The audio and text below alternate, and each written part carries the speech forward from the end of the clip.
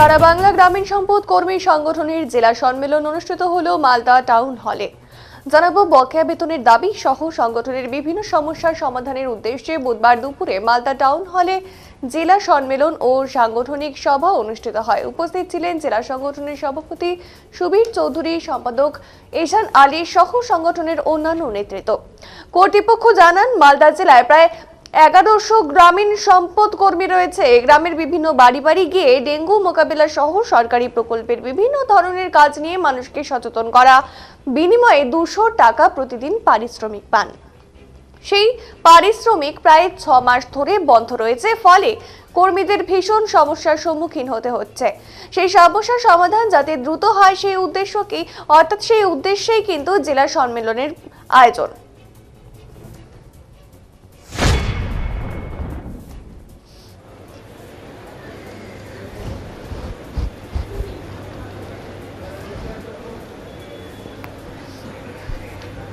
আপনারা সকলে একটু দাঁড়িয়ে যান। আমরা সবাই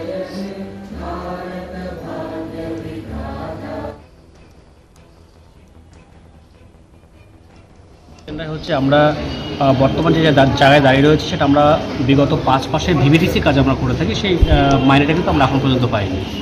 এর পাশাপাশি আমরা গ্রামীণ সম্পদ এই কর্মীরা মিলে আমরা কিন্তু সোশ্যাল অডিট করি, অর্থাৎ সামাজিক নিরীক্ষা করেছি।